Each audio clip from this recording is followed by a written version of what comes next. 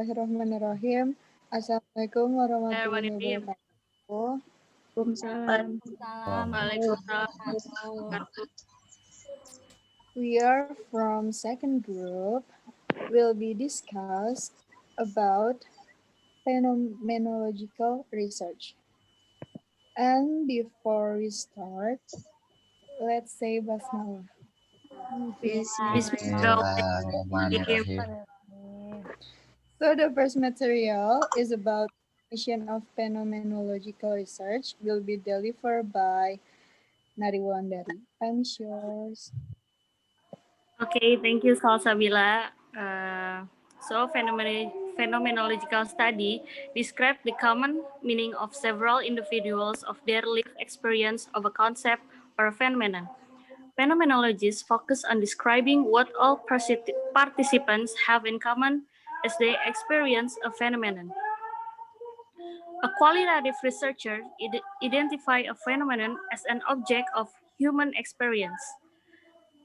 Van Maren described the phenomenological research as the beginning with wonder of what gives itself and how something gives itself. It can only be pursued while surrounding to state a wonder. Jadi, menurut Van Maren, phenomenological berawal dari suatu pernyataan contohnya apakah struktur dan esensi dari pengalaman sebuah fenomena bagi seseorang atau sekelompok orang.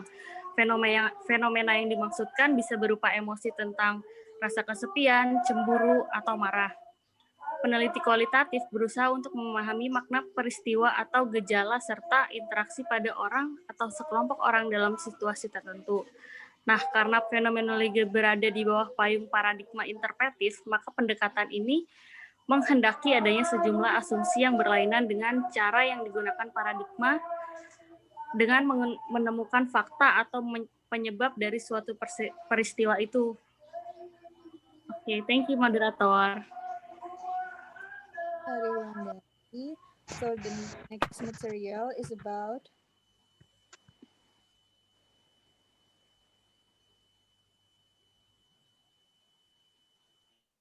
origins of phenomenological research. Will be delivered by Yuniar Nurhoifah.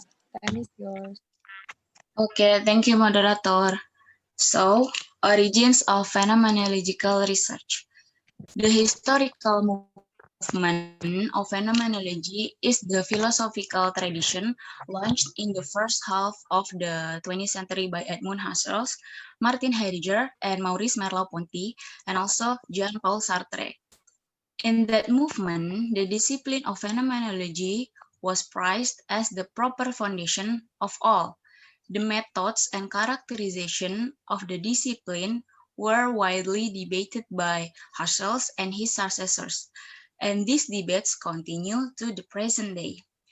Phenomenology came into its own with Husserl, much as epistemology with Descartes, and ontology or metaphysics from Aristotle, on the heels of Plato.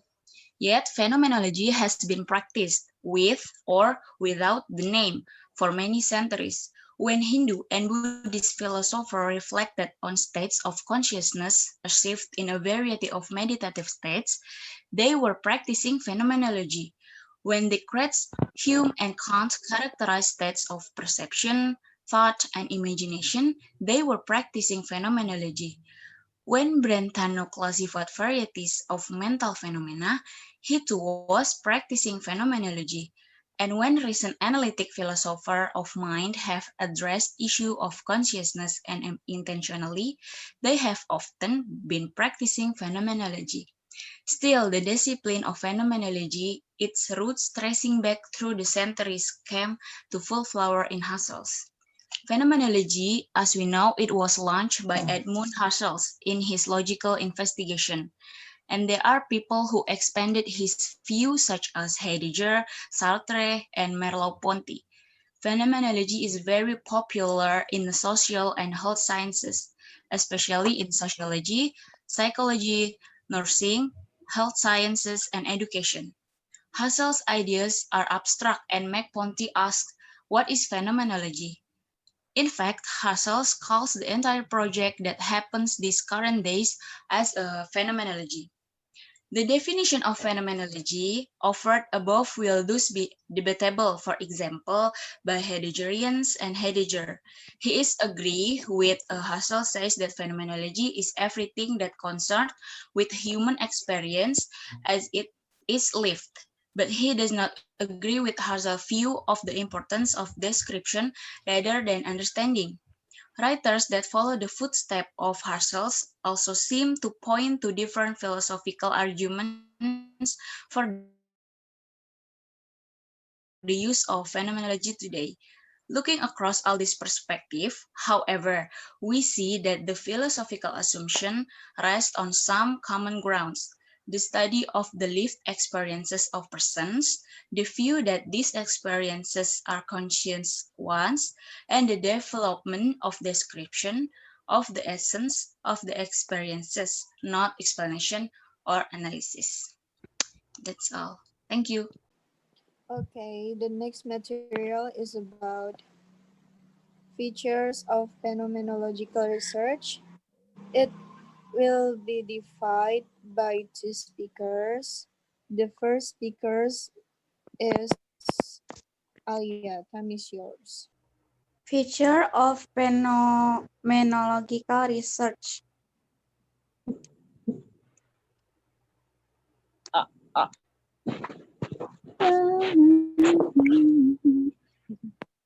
An emphasis on a phenomenon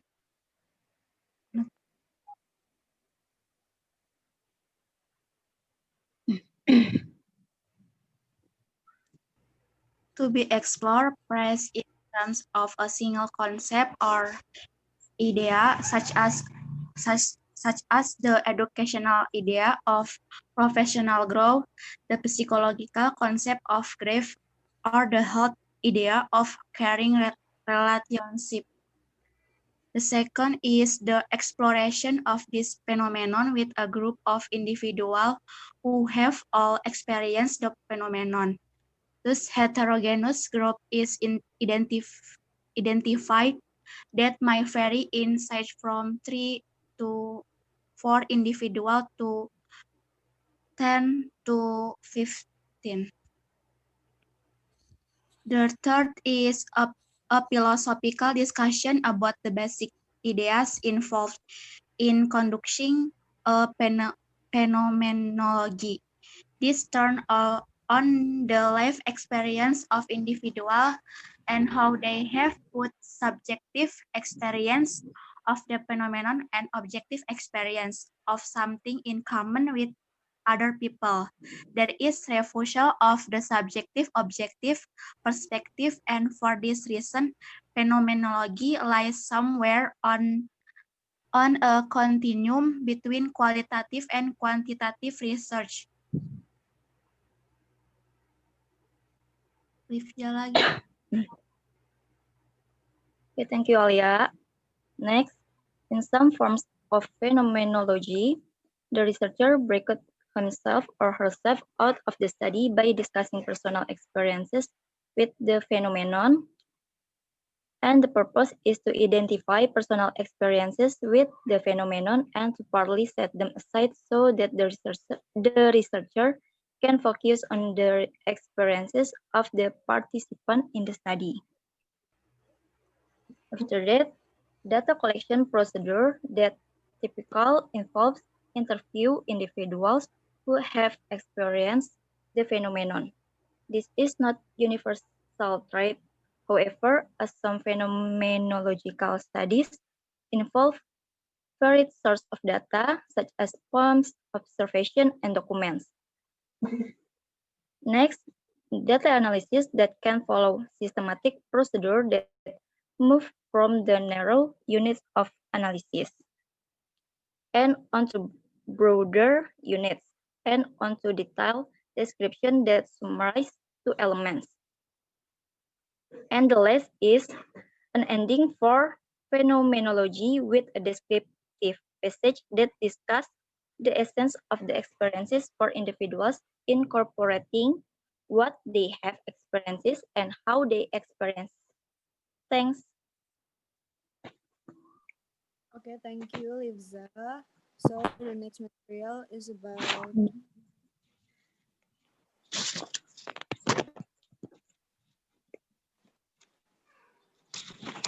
parts of phenomenological research. It will be defined by two speakers. The first speaker is Pipit. And it's yours. Yeah, thank you, Salsa. The first type is hermeneutic phenomenology. The definitions is a research method used in qualitative research in the field of education and the other human science, for example, in nursing science. And then there are two kind of hermeneutic phenology. The first one is in hermeneutic phenology in educations. It can be translated into descriptions will be effective to analyze the pedagogical aspect which the educator must be deeply interested in the event that occur in the classroom. And then the second one is hermeneutical phenomenology as a method. This approach oriented to the descriptions and interpretations of fundamental structure of the life experience and recognitions of the meaning of the pedagogical value. And then there are three phases of hermeneutical phenomenological method. The first phase is stage or clarifications of budgets. And then the second phase is collecting the experience life. And then the last phrase is reflect the experience life. Okay, that's all. Thank you. Okay, thank you, Pipit. So the next speaker is Dava. Time is yours.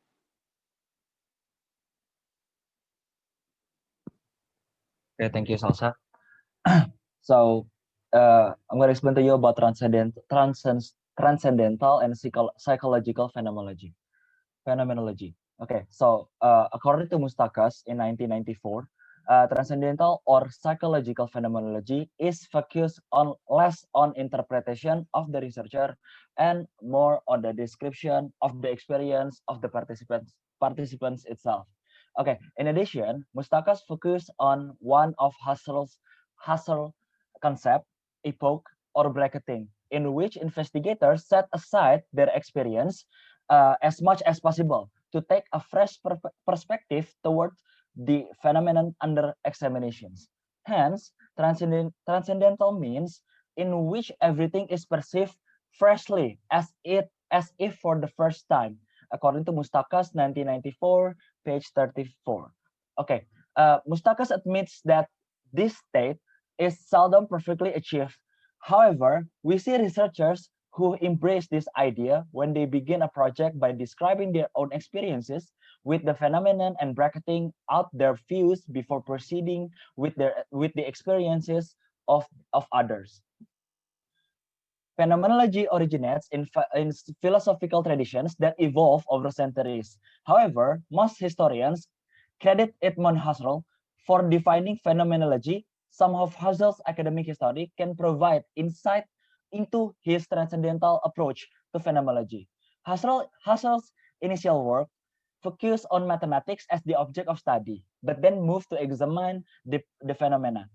Husserl's approach to philosophy sought to equally value both objective and subjective experiences with his body of work, culminating in his interest, pure phenomenology, or working to find a universal foundation of philosophy and science. Okay. Husserl contended that a lived experience of phenomenon had features that were commonly perceived by individuals who had experienced the phenomenon. These commonly perceived features or universal essences can be identified to develop a generalizable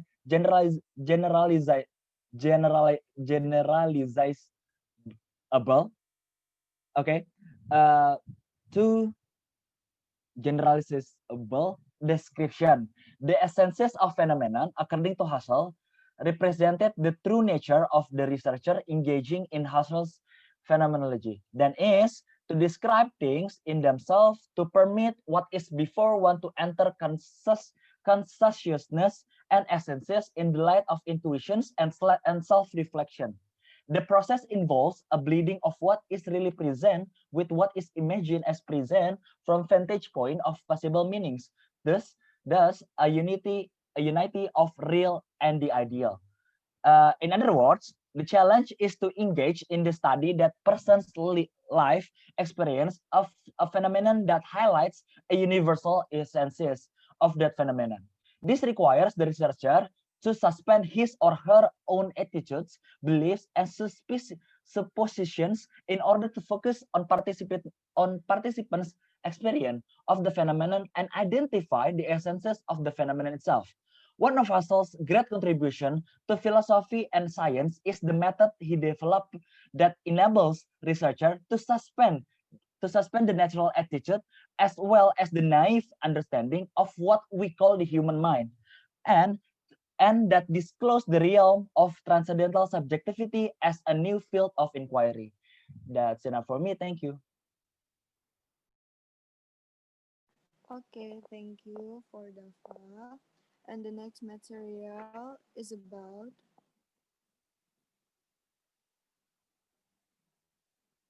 procedures of phenomenological research will be divided by two speakers. The first speakers is Anindya Kapitalia. Time is yours.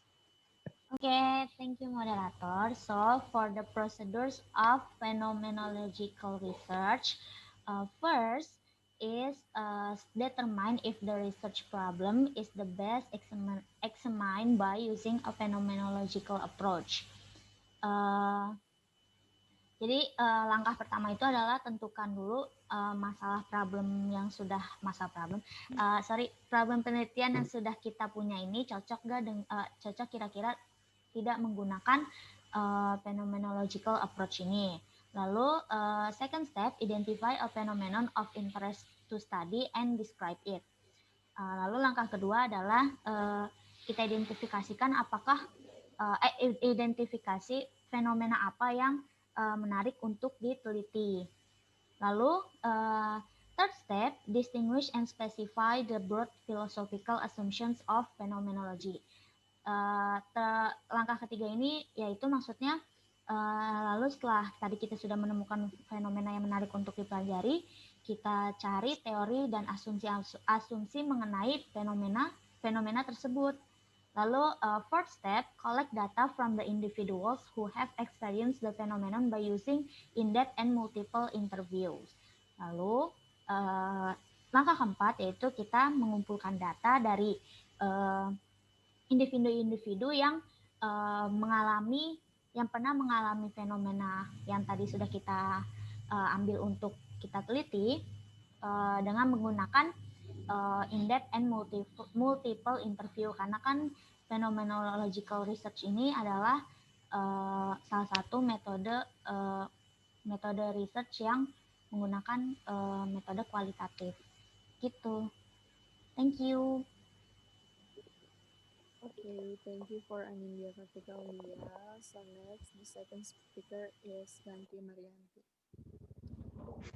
Time is yours. I want to explain the next is collect data from individuals who have experienced the phenomenon by using in-depth multiple interview. Jadi yang selanjutnya itu Paul Kinghorn merekomendasikan agar peneliti mewawancarai 5-25 orang yang semuanya pernah mengalami fenomena tersebut. Nah, after that, bentuk data yang dikumpulkan itu bisa seperti observasi, jurnal, dan bentuk-bentuk lainnya. And then the next is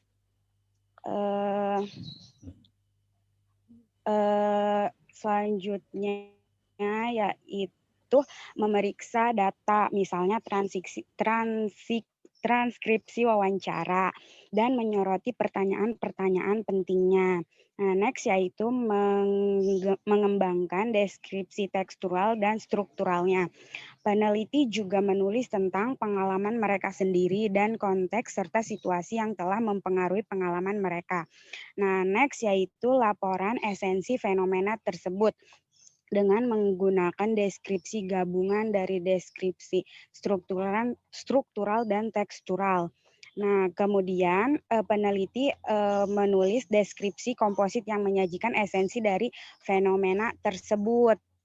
Nah, oke, last yaitu menyajikan laporan tentang bagaimana fenomena itu dialami dengan pernyataan yang signifikan dan disimpulkan dengan deskripsi gabungan tentang esensi fenomena tersebut. That's all. Thank you.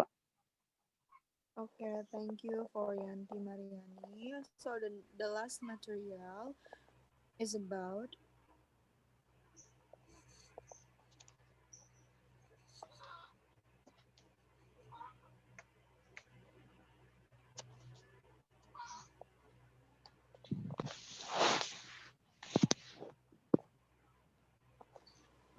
Anin, can you show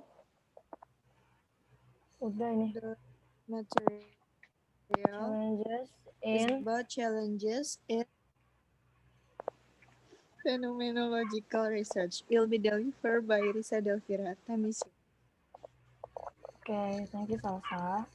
Challenges in phenomenological research provides a deep understanding of a phenomenon as experienced by several individuals. Bracketing personal experiences may be difficult for the researcher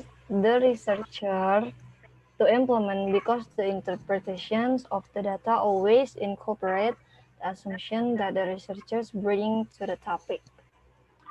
And also, a final challenge for phenomenological researchers is how a newer approach, interpretive phenomenology, fits within phenomenology. Like Smith, Flowers, and Larkin have led the development of interpretive phenomenological analysis as a qualitative research framework grounded in psychology and influenced by phenomenology and hermeneutic, as well as ideography. Oke, jadi tantangan dalam fenomenologi itu yang pertama itu dapat melibatkan bentuk pengumpulan data yang efisiennya. Karena pengalaman pribadi itu mungkin sulit bagi peneliti untuk menerapkannya. Karena interpretasi data selalu menyertakan asumsi yang dibawa peneliti ke topik. Terus tantangan terakhirnya bagi peneliti fenomenologi adalah bagaimana pendekatan yang baru yaitu bernama fenomenologi interpretif cocok dengan fenomenologi. Tuh. Nah, analisis fenomenologi interpretatif itu melibatkan hermeneutika ganda, yaitu tidak hanya tentang rasa peserta tentang pengalaman hidup mereka, tapi juga upaya dalam memahami bagaimana peserta memahami dunia pribadi dan sosial mereka. Oke. That's enough for me. Thank you. Okay, thank you, Risa Delvira. So I think that's clear.